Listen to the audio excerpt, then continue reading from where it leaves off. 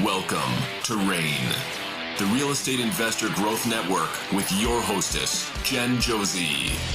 Join like-minded real estate investors and accelerate your business towards greatness.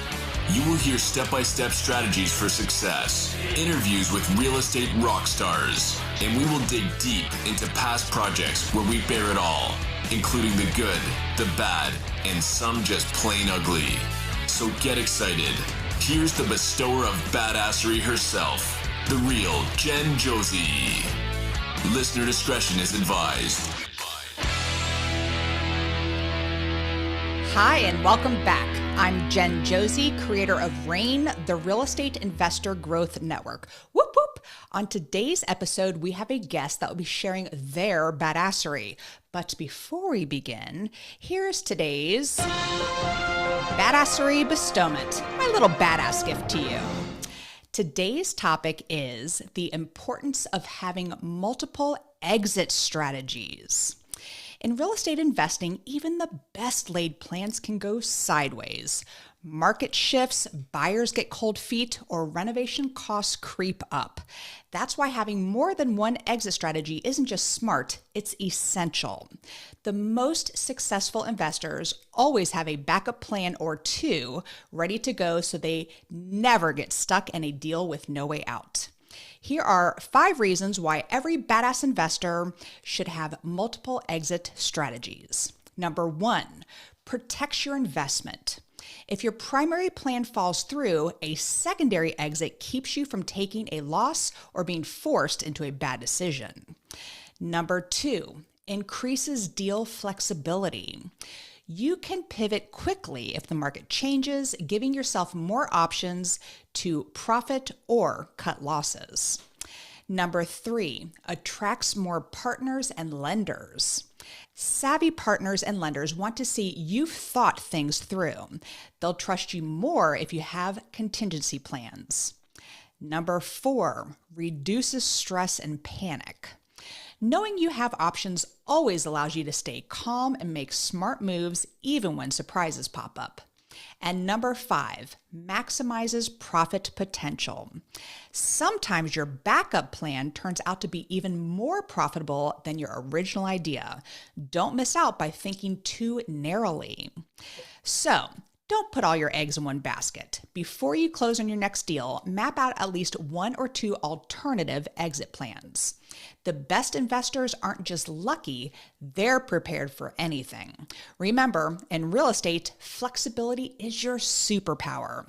Make multiple exit strategies a non-negotiable part of your process, and you'll turn challenges into opportunities every time. Now, on to today's episode of the Real Estate Investor Growth Network podcast.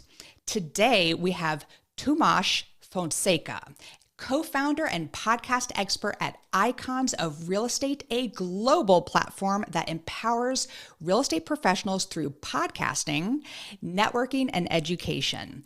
With a globetrotter's perspective and a wealth of marketing expertise, Tomás is known for connecting with high performers and drawing out powerful, actionable insights. He's played a key role in shaping the Icons of Real Estate podcast into a must-listen resource for agents eager to learn from the best in the business. Today, Tomás is here to demystify the podcasting launch process, share success stories, and show how podcasting can unlock new levels of credibility, influence, and opportunity for real estate pros everywhere. We are thrilled to have him on the show, so welcome, Tomás. How did I do? I feel like I butchered your name. I was so nervous saying your name. You did well. You did it first time and all. I did like 10 takes. No, first time this charm, doing well, and I'm very happy to be here, Jen. Thank you for having me. Absolutely. You are like the man behind the scenes that helps people like me with podcasting, but you are also very gifted in pulling people out of their shells, putting them on podcasts, and turning them into fantastic guests. So we are going to be breaking down a lot of this mystification behind podcasting and how it can help specifically your real estate investment business. So, say your name for me. You say your full name just so it's at least once I have one good clip of properly pronunciating your name. Tomás Fonseca. Tomás Fonseca. All right. But a little less H on the Tomás. Tomás. Yeah. All right. There we go. So what inspired So what inspired you to champion podcasting as a growth tool specifically for real estate investors? Because there's a gazillion podcasts out there, but what inspired you to focus on this niche? So you would call it maybe a selfish reason, but it was a selfish finding. So we were using actually podcasting to grow our own business. So we used to have an SEO agency that would help investors and real estate agents build our website, organic traffic, all about that. And the way that we're actually getting clients and building new relationships, it was through our podcast. It was like, oh, great. Like we can skip the cold LinkedIn messaging that no one ever reads, and the cold calling that no one really likes to be in it. And we have a way to target our high network individuals and have a little screen time with them and have their attention. So we decided to use this to grow our business, which we did. And up and coming with the growth of our agency, we're understanding like, wait a second, like we're getting more results with podcasts than we are getting with our SEO. And we said like, what if we try to apply this to the industry that we're working in, which is in real estate? And we had one trial for a year. We just had one podcast that we're producing almost as a pro bono. We're just trying out. And this was with a probate realtor in Beverly Hills. And it was obviously the volume of deals there is on another level, as you can imagine. And he was doing production around 20 million for the last 3 years. So 20 million, 20 million, 20 million. And it couldn't top that. He hit that ceiling and say, Tomás, I need something different. And that's where we brought the podcast, where we leverage the creation of relationships with potential referral partners. He closed 5 more deals. On average, those deals were worth $2 million to him, and he ended the year with $30 million. So we decided, okay, we're doing this. And a few years down the line, we're producing more than 60 podcasts all around the US and a little bit international. And yeah, we're promoting podcasts as a real vehicle for growth and not just a vanity thing. Absolutely. And when I got into this industry, it was just a selfish act because I just wanted to talk to professionals in my industry, pick brains of people, and I get them for a solid hour. I get to promote them out to the world, but I get that one-on-one time, and I really enjoyed it, but it has definitely evolved into opening many doors for me. So just like a backup question, what is your involvement with real estate? I just want to say that like it's good to note that me and Jen, we started out being selfish, but we're not selfish anymore, right, Jen? We're not selfish anymore. Okay, perfect. So when I started this, I was even talking with my partner, and even asked me before we were kind of rambling on the idea. He asked me like, "What is your experience in podcasting?" I said 0. I don't even listen to podcasts. What's your experience in real estate? I said 0. I was like, perfect, let's do this. So I just had to kind of drive my charisma throughout that project. But amongst the many interviews that I imagine, Jen, you feel the same with, you have more than 250. I personally also interviewed a number surrounding that. Like I got so much knowledge coming from that people now, I don't have a real estate license. We have since I don't either, by the way. I don't have the patience for that. We have since ventured. So in Portugal, you don't need a real estate license to sign up with a brokerage. So we have since ventured a little bit on the creation of an international team, and we built an international team while we help them. And I have agents in India, South Africa, Spain, Portugal, and the US. But I've never sold a house in my life. and my real estate experience is more based on the marketing side of things. Okay. The listeners are going to want to know, and I agree that's a great place to start because marketing is a huge part of real estate. So thank you for sharing all that. And I'd like to stay this first couple questions here on the actual podcast. So you said 50 podcasts. I produce one and it's exhausting, by the way. I do everything myself. So to you and your team, bless you for that. But what mistakes do you see people? They listen to podcasts, they're traveling on the bus, they're in their car, they're walking through the neighborhood, they got their earbuds in, and they think this is so easy, I could do a podcast. But what do you see is the biggest mistake people make when starting or launching, I guess we should call it, a podcast? Lack of vision. So people usually start podcasting, and especially when our little friend COVID joined the party a few years ago, when everyone was at home, I was like, well, what am I going to do? I'm going to start a podcast with my friend. And that's okay to use it as a hobby. Now, there's a lot of people that they start a podcast as well for their business, even being there in real estate or not. And they just start a podcast because they don't have a vision attached to it. They don't have goals attached to it. And that's the reason that most podcasts fail. I don't know if you've ever shared this with your audience or not, but I think it's 10%, or no, it's 1% of the podcasts only reach 20 episodes. Yep. So I knew that one. Yes. Okay, perfect. I don't know which source you're going for. There might be different sources, but which means that my podcast and your podcast right now, like we're on the top 1% already. Yep. And it's people, they give up when they're on the third episode. And most think it's because they don't have commitment, but commitment is just a consequence of your belief.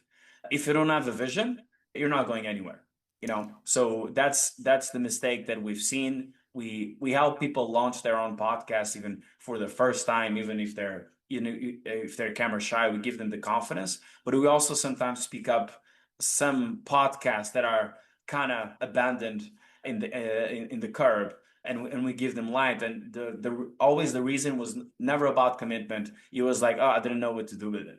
So vision is a very important part of it.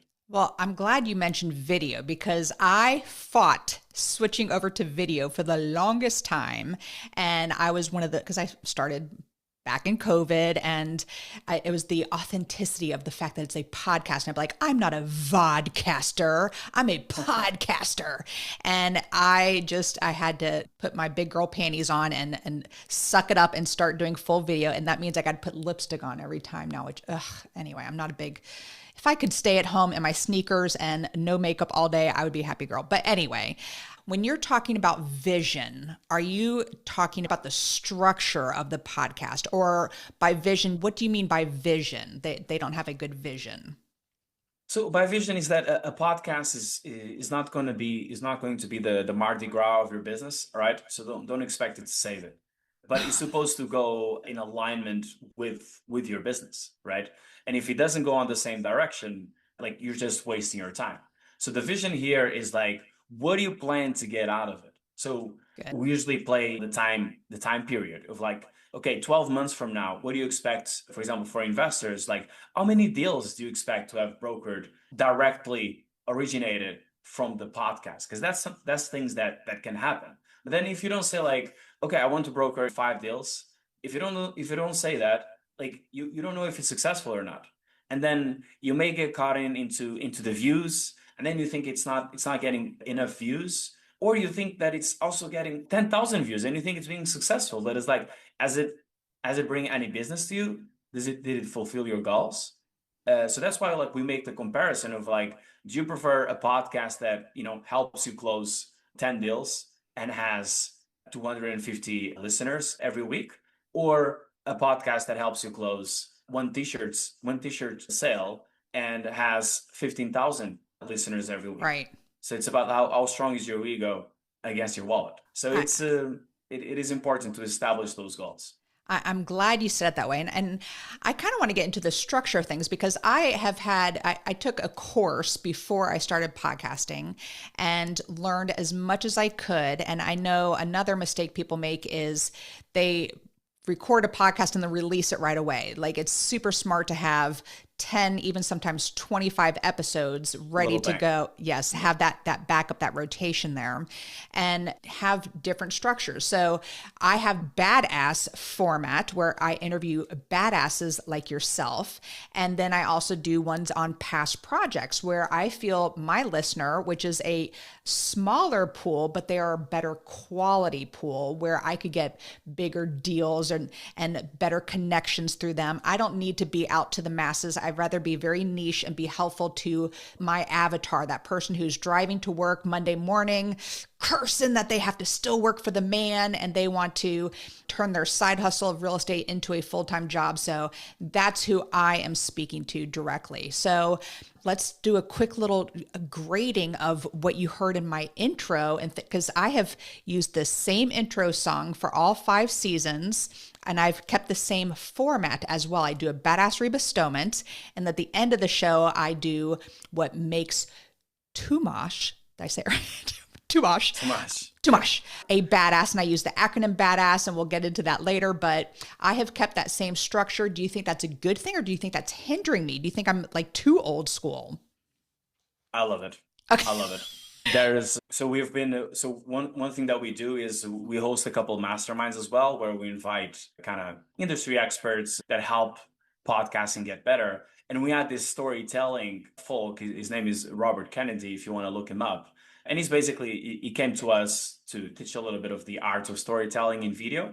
And he started he got up his chair. He had Eminem playing. He got up his chair and he said like, hey, okay, everybody clap. And I was like, this is a Zoom webinar. Like, what do you expect from this? But everyone was engaged and you could feel it. So I really like the tune detail, and I was engaged with it. So please keep at it. Good. Thank you for that. So do you have any success stories of people that you work with that use podcasting to get, say, one of those much larger deals? Like give us an example of people that you work with.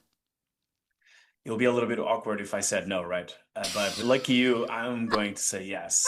So we had this happened in the beginning of the year, that one of our clients up in Nebraska, in the nice little town of Columbus, we're basically created a podcast for her. It goes by Real Moms, and it's also an acronym. Don't ask me what the acronym is, but it's basically promoting mompreneurs, how we like to call them, around Columbus, Nebraska. So, and it's helping Shay Spitz kind of build her authority and spread her real estate business as well. And our goal was to have her connect with other like-minded real estate professionals in the area that weren't quite in their inner expertise. So it was a little bit further away from our location. And the goal there was to get referrals. This is even before the podcast is launched, Jen. And this is the magic around podcasting. A guest that Shay had on the podcast, they got along so well that on the week after, Shay got a call from her about a referral. A referral was for a land development of 70 acres, and the developer is going to build 230 listings, the 230 doors there. So Shay is going to be the sole responsible, Shay and Shay's team, they're going to be the sole responsible of undertaking that development. So both brokering the deal of the land and then selling those 330 doors. Wow. The podcast was not even out, Jen. The podcast wasn't out. When the connection was made, of course, these deals, they then take time. And I was almost like always talking to her, "Do you close it? Can I share it? And I was like trying to keep me in the dark. But as soon as she said, oh yeah, I closed it, I was like, okay, perfect. So it works. Wow. So this is a success story to show the power of, creating relationships with people that are going to bring you not just laughter, as me and Jen are doing right now, some business as well. That's what we do this for. So to break it down even further, if there's someone out there listening saying, hey, I really enjoy listening to podcasts and I would like this opportunity to create these connections by interviewing people or by being on a podcast, which we'll get to in a little bit here, but what type of equipment does one need to start? Because you mentioned one before that I don't use, but anyway, what type of equipment do you require people that you manage and produce their podcasts? Yeah, so the equipment question for me is overrated in terms of, no, it's just in terms of like the growth that you can have. Like you can start, it's usually nice to see like how people start with shitty video and Yep. then they're increasing over time because like, okay, this is working. So I'm gonna get like a better webcam, a better mic, a better plant, whatever, you know. So it's A better light up board. I did improve. My other plant is dying, so I had to bring this one. Rotation, Not very good good. with that. Yeah, just plant rotation, which is crucial in podcasting. You know. Absolutely. But so the equipment, don't let it be something that will prevent you from starting. Okay, even the most basic setup, and the most basic setup is even with your iPhone. Your iPhone can record 4K. Okay, the audio on the iPhone is better than some microphones 20 years ago. Okay. Okay, and pause for a second because both the Samsung also records very well too. No, I'm also a Samsung man. As we're talking with mainly the States, I know that they prefer the Steve Jobs there. But so the basic setup that you can do with the podcast, like you can start with that, and then it's all about having a nice stable background. Virtual backgrounds help if you're like running around from one place to the other. I usually use one for my own podcast as I might be recording from different countries all the time. But it's basic webcam, headphones, microphone with pretty much like less than $200. You can buy this equipment. Of course, if you want to go a little bit over, like my camera is 4K, is a little bit more expensive. The microphone, of course, as more professional as they get more expensive, but it's not, it can't be an objection for you to start a podcast. It's like, I don't have equipment. No, you do. It's right in your hands or right in your pocket or wherever you keep your phone. Well, that was the perfect answer I was looking for because I coach students across the country. And when they finish a deal, I'm like, come on, let's discuss it as a past project. And they think, well, I don't have the equipment. So that was a perfect answer. Yeah. Anyone can get on a podcast. They can record a podcast. When I started back in the Stone Age, I did all my own editing, but there is software now where it literally does everything. I use Descript. But I record through Zoom. Yeah. I also have my Rodecaster Pro over here, which is my little sound machine. It makes laughter sound. So I can do sound effects and just extra things like that, but totally unnecessary. All this, the lights, everything. You just need really a laptop to be on a podcast that you can record your voice on there with a decent camera, because now most are video and I had to suck it up. Yeah. But do you have anything else as far as being a podcaster? Like, how do people find guests? Let's do that. Because it doesn't always have to be interviews, but what's a good way for them to find guests to be on podcasts? So finding guests can be a very simple thing or one of the most hard things in a podcast. Okay. So it does depend on the guest avatar that you decide. And this goes in alignment with what I said in the beginning about the vision. Like you need to understand what is your strategy, what is your topics, what's your launching strategy. And one of the part of the vision is also what's your guest avatar, right? So yes. As tighter as you make your guest avatar, the more difficult it can be. If you want to put up, for example, SEOs of the Fortune 500 companies, it's not going to be as easy as investors in the East Coast that have brokered 5 or more deals, right? So there's different approach levels to different people. Like for example, we've had one of our clients that wanted to have Grant Cardone on the show. And I'm like, great, I'll call him right now. It's like, obviously, you have to go through certain levels until you speak to him. But actually, we were using a bit of persuasion and kind of promoting a little FOMO we had Elena Cardone come on the show. So Elena, she's Grant Cardone's wife, right? So sometimes you can't get the king, you get the queen, right? But it's not easy to get a lot of famous people out there if that's what you're expecting for your podcast, especially on a launching podcast. Even if your podcast is not even out there, people will be like, you tell me that you have this podcast, like I Googled it, I didn't find you, right? So first, as you build authority, it will start getting easier to get guests. For example, for our own Icons of Real Estate podcast, and I even imagine to yours, Jen, we get submissions all the time. Like we get like four or five submissions of people that want to come on the podcast. For people that you want to start off, you have the whole traditional means of email, call, hit them up on social media, comment something on their social media about your message to get their attention, and make it personal, like as much more personal approach as you can make it. Most people read their emails, okay? Most people read their emails. If they didn't reply to you, it's not because they're busy, it's because they don't care about you. So if people are not replying to your emails, it means that your email copy can improve, okay? Good. Or your email is flagged. I hope that's not the case. So we invite guests when we want specific guests. We've used all the scripts in the book in all the means of communication, and everything works. I do. Well, this is a good segue into being a good guest on a podcast, because I'm going to tack on, I get 4 or 5 requests daily of people who are like managers and trying to book their clients on podcasts. Can I just share my biggest pet peeve? This drives me nuts. And this disappeared recently, like within the last 6 months. For the longest time, everything was nice and easy. I need to see a one sheet. I don't know if that's old school.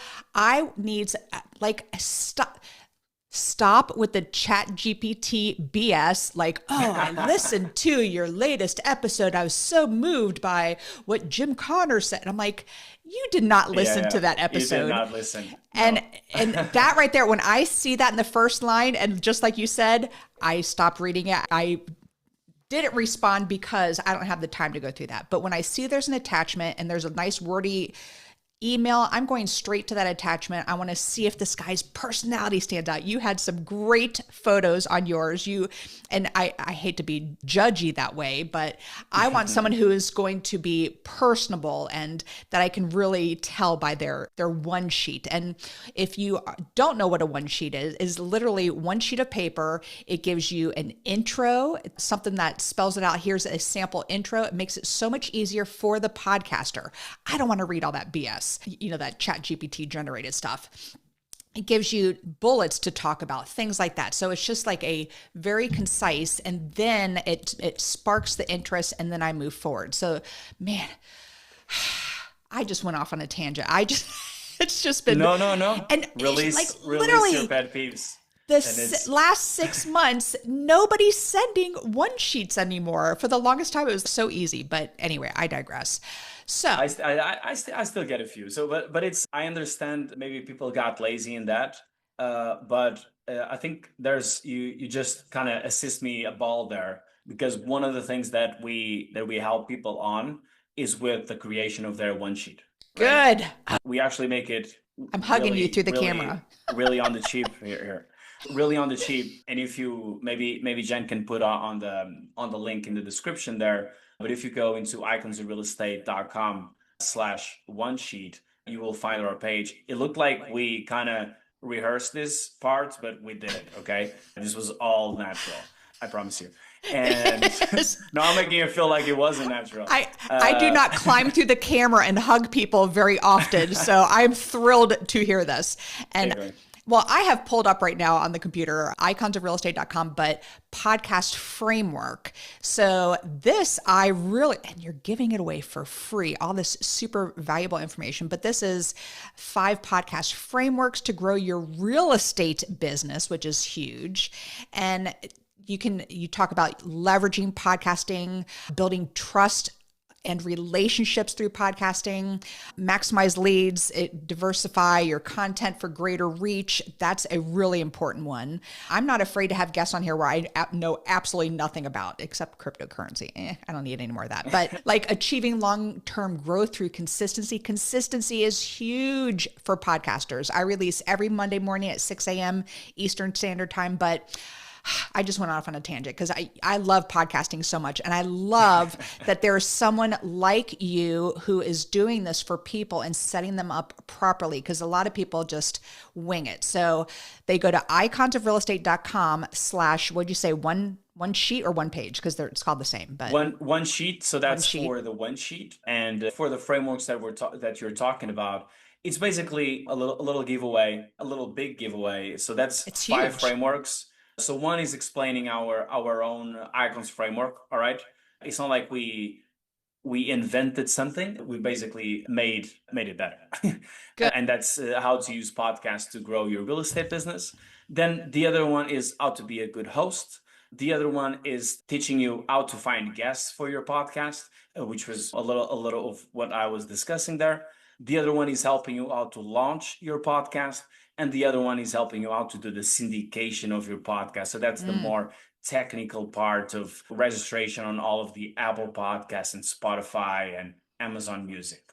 So all of these 5 frameworks, they can be accessed on iconsofrealestate.com / podcast-framework. And it's, as you said, Jen, like we are on a mission to make podcasting accessible. We call ourselves being the #1 real estate podcast network, but it's not like we have a lot of competitors out there for us to beat them. Like we created this, it's pretty new in the real estate world, and we're basically rocking at it. Like we have more than 60 podcasts along our arms, and it's going pretty well. And we're getting results, not just rub our clients' ego, but actually put money in their pockets, right? That's the only thing that I'm interested in, is having a podcast help grow your business. I love everything you just said, Tomás. So let's go just back for a second to that syndication portion, because I don't know, I have been doing it the same way for 5 years. I use Libsyn, for example, as to get all the podcatchers, and I upload the one RSS feed to that. But what a lot of people don't realize is there are so many moving parts in podcasting. You have to edit and use it. There's software that is very good for editing. And then there are ones where, you know, doing the graphics, like I still use Canva separate for that, but I use Libsyn to upload everything. Is there a one-stop shop these days anymore? I mean, no, you need to work with a syndication platform, right? Yes. I think Libsyn, I don't want to put them down, but I think that's a little bit old school. Sorry, Jen. We use Spotify for podcasters. Really? So Spotify bought Anchor. Maybe you remember Anchor FM. So Anchor FM used to be kind of the #1, and then Spotify bought that, and we use it because it's very simple to use. There is some technicalities. It look like you're doing a little bit of programming here and there, but as soon as you set up, then it will become easier, because you only need to post in one single website, in one single platform, and then all of the other platforms like Apple Podcast, Podbean, Pocket Cast, Google Podcast, they will pick it up, right? Yep. So for people out there that they think like, oh, these guys need to post the episode 20 times. No, like you only need to post 2 times, which is one in the syndication platform for all the podcast platforms, and then the other one is on YouTube. And yes, you do have to do YouTube separately. So you upload and you do this through, you just said it, Spotify. Yeah, Spotify for podcasters. Oh, interesting, because I get stuff for them all the time. You are teaching me, so I appreciate that. All right, so sticking with being a podcast guest, like what are some tips for the listeners if they are going to guest on a podcast? And by the way, listeners, if you have a past project, it's a great way to pop that podcast cherry, because it's a very structured podcast, no surprises. Come on my podcast. I'd love to promote you. I love to hear about past projects, especially the bad ones, so the listeners hear about it. But what advice do you give to people on podcasts to be a truly unforgettable guest? So besides you trying to attract people so you can pop their cherry, Jen, what I can recommend is really that, funny enough, guesting is more difficult than hosting. Okay. Yes. One thing that you're seeing here, guys, like Jen is a very interactive host. Even if you look at other hosts, even in real estate podcasts, they're much more kind of just Robotic. They're just robotic, and they're just reacting to the other person and not having a lot of initiative. Because I'm the one that is put on the spot. Jen is just having fun with it. So Absolutely. it's of course there's some skills to it, but you're put more on the spot on guesting. So the best way for you to prepare yourself for, the first one is always going to be the first. Don't worry about it. If you make a fool of yourself, it'll be a comedy in a few years' time. But it's you get experience. Up until the first podcast, you're probably going to prepare yourself for like 2 hours, and you're not gonna be able even to sleep the previous night. And then a few years down the line, someone who invites you to a podcast, oh, can you jump on in 5 minutes? And you said, okay, make it 3. So it's really something that you grow your confidence around. So I would just say, like, just go at it. Start with maybe a close related podcast. Doesn't necessarily need to be about your business, but it's usually like, if we're here on a podcast to talk about plants and like I let my plants die, like I wouldn't be a good guest, right? I would have to go to ChatGPT and Google and plant.com or whatever to find all those answers. Like, but no, we're talking about like podcasting and marketing, which is something that it's within me. Like, we can talk about this for hours. Like, you're an investor, you're going to a podcast, talk about investor. Like, do you really need to study beforehand? Right. Like, you don't. Sometimes there's a little public speaking skills and confidence levels that you need to be at. But in terms of the core and the knowledge that you want to share, it's within you. You just have to be able to get it out there. Yes, very well said. So, going a little step to the side here, I'm just curious because you are in Vietnam right now. It is 9 o'clock. Well, it's almost 10 o'clock my time AM, and it's the evening where you are. But I'm curious, what does international experience play in your approach to podcasting and even marketing for real estate professionals? So yeah, I'm calling you from Vietnam, Ho Chi Minh City, and I've lived, as Jen said, my globetrotter lifestyle. I've lived in Buenos Aires, in Argentina. I've lived in Brazil. I'm originated from Portugal, and I've also lived in Budapest, Hungary, and Barcelona, Spain. So and all throughout these cities, I was podcasting. Okay, podcasting has allowed me to create relationships that not even a local event would create. Okay. And I was lucky enough to already kind of materialize some of those relationships into actual physical appearances when I go to invest in the US. And we get to meet these people that we met on podcasts, and we talk on Zoom every day. And it is coming to be like a good relationship.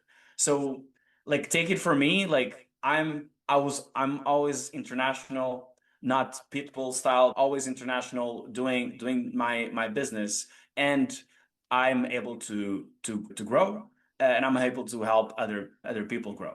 And I've allowed them to do the same. People that they thought that they're not going out of their bubble. And like in podcasting, is just giving you wings to get connections in. Oh, you want to invest in new developments in Mexico? Like go talk to them. Like they're eager to come to your podcast. Invite some developers for your podcast. You might be in for some deal right there. Right? Absolutely. So international in terms of podcasting is like, it gives you the power. There's no limits. I don't think there's podcasting in Mars as of now. You'd have to limit yourself for planet Earth. But I think it will satisfy your business needs. I agree. You nailed it by getting out of your bubble, because investing across the world is so different. In just Mexico alone, it's like Mexico owns the land, but you own the house on the land. Like there's all different weird things. But it just makes you better at what you do as a real estate investor. So my last question for you is, and this is kind of a loaded one before we move to the second part of the podcast here, is, so what advice do you have to someone who really wants to stand out? Because this is a media driven world that we are in. And if it's not on your phone, if you're not watching it or listening to it, what advice do you have for someone to stand out in this media driven world? So you know what a goldfish is, right? Yes. And they are known by their lack of attention and their What? dumbness. So since 2015, don't ask me how science do this. They do. I believe studies. Since 2015, the attention span of goldfish is now larger than the human attention span. And What? the future, yeah, I think it's a goldfish is 9 seconds and human is 8 seconds now.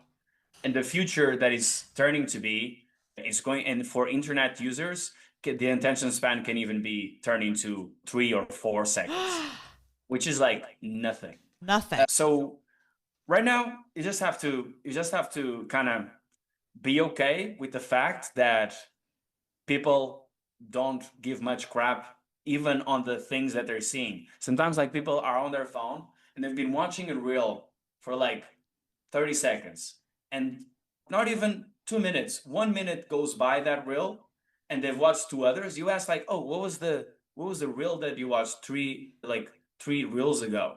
They don't know. They don't know. Oh my gosh. It comes here, it goes there, out the back. I don't know. There's some hole that we're building. So I think it's important to be okay with the fact that it's going to be hard to hold people's attention, and we need to cherish when we do have that attention. So that's why like it's important that even if you only add a couple viewers, 50, 100, like if you try to fill your house with 100 people, I mean, maybe you're a freaking rich mogul and you have like a gigantic house and you can obviously fit 100 people there. Like you try to fit 100 people like in a room, it's like, well, it will blow up, right? It's relevant. So if those people are providing attention, like you should be thankful for it.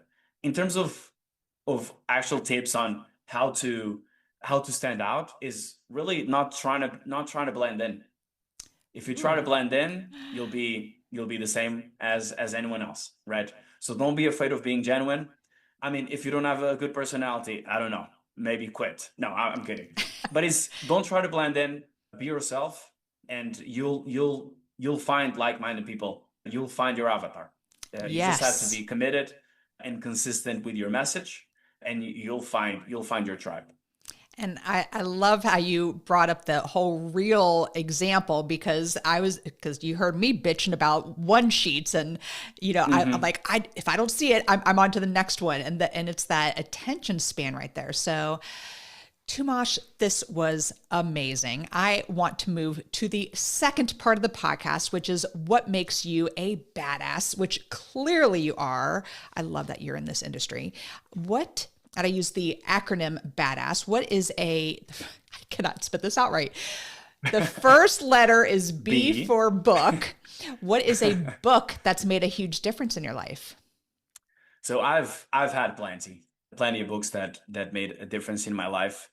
One, if I have to look in the business perspective, one that really helped me with it would be $100 Million Offers by Alex Hormozi. Okay. I think he's pretty famous now. I think a few years ago he was still coming up, but he wrote the book to make it. It's not like business for dummies, but it teaches you how to create an offer that people will feel dumb saying no to. I love that. And you create the offer, and you'll have the confidence that like, if this guy says no, like he's just dumb. And if you act with that, and that's why I was kind of like even imposing my sales medium as well. Like I was just assuming that people are going to buy, because I mean, you're not dumb, are you? So it's this book really helped craft my business, and I recommend to anyone starting theirs. And this works even in all types of business. All right. Like he talks to every individual. So including real estate agents and investors as well. That's a great mindset to have of, are you dumb to not take this deal? I love it. That's a great concept. All right. The first A in badass is for advice. You've given us amazing advice, but what's the best piece of advice you've ever received? So that's from another book that I read. It's not as entertaining. So that's from Meditations from Marcus Aurelius. I found out that it was a lot more historical and scientific than I wanted. I just wanted to have some freaking quotes so I can say on the podcast. But one of the things that Marcus Aurelius shares, and I don't know the quote word by word, but he's basically like, only worry about what you can control, right? And worry not about the rest. The book is about stoicism as well. So I have a little stoic in me, and it's really about like people, they dwell so much, they have so many sleeping problems and tears and worries around things that are out of their control. Like, and I'm not talking about like supporting your sports team. Please support your sports team, believe in your traditions, cry when they lose, and drink yourself to death when they win. Okay. This is not about that. This is about like things happening that it's like, okay, is this in my control or not? Right. What can I do about it? Because if a problem has a solution, it's not a problem. There's a solution. And if a problem doesn't have a solution, it is also not a problem. If there's no solution, like why bother? Right? So it's really like control, worry about what you can control and worry not about the rest. And a step further from that is the people who think all the time, why has this happened to me? Why has this happened to me? When you can just do a quick little mindset shift and say, why is this happening for me? What lesson is this teaching me? So very nice. See, I like you even more. All right. The D in badass is for drive. What drives you to be successful? It's really just addicted to growth. Yep. Which I have to say that is coming from a European. It's something that I cherish a lot in people in the US. I think people in the US, they have that charisma of like wanting more. I don't know if it's about the American dream or something like that, but they do want more. They're perfectionists and they want to grow and they want to have the best for their family. And even if it's about the flashy cars, you know, what if it is, right? But it's just addicted to growth, growth, growth. In Europe, we like to smoke our cigarettes, drink beers by the beach and relax. And it is so often that I go to these events in the US and their mindset is so different. And I go to events in Europe and it's like 20 years behind, 20 years of mindset behind. It's unbelievable.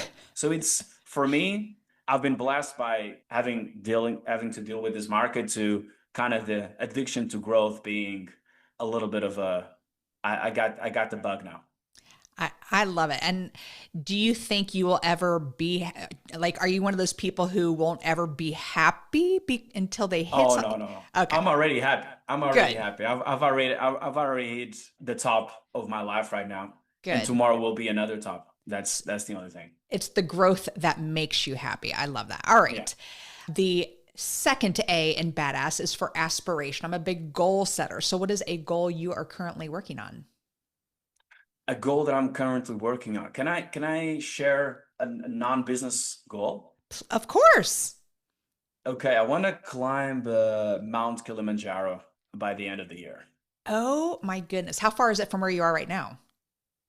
Just Indian Ocean and a few kilometers of land, but it's a little bit far. I just have to fly down to Middle East and then come down. Oh, I'm not geographical by any means. I was thinking it was near where you were. But that's a good one. It's not. So Mount Kilimanjaro is the highest mountain in Africa. I'm in Southeast Asia, but it's been a goal for a while, and I think this year is the year. I sounded like a total dumbass, and my husband is like a geographic nut. And so he is just I going hope he's to, not listening his eyes and, are going to roll out of his head for that dumbass statement I just made. So I love that. And I call it a bucket list. And one of mine, I want to go up to Canada and to go walk around Lake Louise. So that is absolutely a goal of mine to hike that area. And I think that is a great goal to have. And you know what? People who are in this industry, you need to have goals outside of, I want to make $20,000 a month. Blah, blah, blah, blah, blah. So good job. Yeah. All right. The first S in badass is for systems. I'm sure you have many systems in place if you are producing 50 podcasts. So what systems do you have in place to help you achieve success? So before I wasn't a systems guy, I was just showing my face and making jokes and all of that. But then our system guy stopped working for us and okay, let me see some YouTube videos and I'll take over. And ever since I've gotten some pleasure on learning. So I want to share like go high level. It's probably Good. very already, yeah, probably most of you listening are already acquainted, but it's basically it's almost an open source of a CRM because like you can control of what you can do and you can do a lot of things. So I've just been busy with also setting up all the automations in terms of emails and actions and tasks and all that. So it's very important that you have that and don't rely on Excel spreadsheets. The other software that we're using, it's actually one that we're building and it's called the Hub. It's basically a platform that we're going to have that I was even going to invite you to be a part of it, Jen, as well. We're going to have it as a marketplace for hosts and guests, Awesome. and where hosts can find potential guests and where guests can find potential podcasts to be a part of. So this is currently in the coding mode, being released out in the next few weeks. Maybe by the time this episode is out there, it would already be. But it's called the Hub. If you go to our website, you can already see some information about it. So it's sometimes you have all the systems at hand that you can use. When there's not a system out there for you, create one. Yes. Right? Be bold. Absolutely. That is amazing. And there really isn't anything like that. Like I said, podcasting is so pieced together across different forms of technology, anyway, it's just all over the place. And as far as organizing, so this is wonderful. That is great news. So I could talk to you all day and we have gone like, this is longer than normal, but the final S in badass is success. What does success, let me see if I can say the name properly.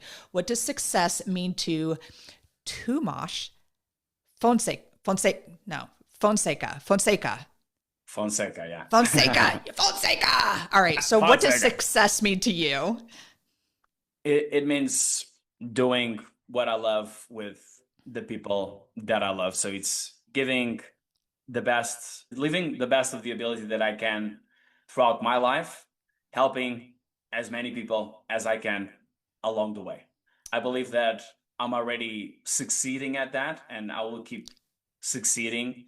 And it might look in a way that will be very, very, very rich or just medium rich, at least medium rich. But it's the number one thing is like being happy and doing what I love, and everything else, it doesn't really matter that much, right? Just a means to an end. So that's what success feels like to me. So I'm successful here right now talking to you. And climbing mountains. I see that in your near future. Climbing mountains, I do have a thing for that.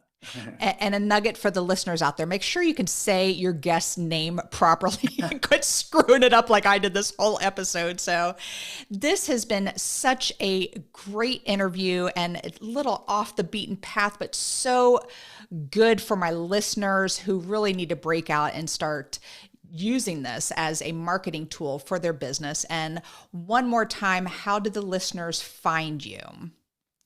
So you can go to Icons Real Estate. You can just search that on Google. We have pretty good SEO ourselves, and you'll find our website. If you don't want to surf the web, you can go directly to my email. Yes, I check my emails. If I don't reply to your email, you're not good at writing emails, okay? But it's at tomas@iconsrealestate.com, and you can shoot me an email. I will see it. I don't promise to reply, but I will see it. So if you want to find out more information about what we do as well, just drop me an email. We can set up a chat. And definitely go check out this iconsofrealestate.com/podcast-framework to download these 5 podcast frameworks to grow. And it's free, y'all. So check it out. This has been fantastic. Thank you so much for being with us today. I appreciate it.